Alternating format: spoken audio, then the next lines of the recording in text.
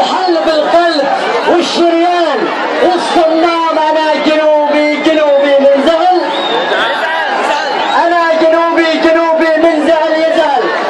بقول كلمة يرددها صدى الاعلام عن كلمة الحق، لن اصمت ولن اخجل لو كنت في المشنقة في ساحة الاعدام.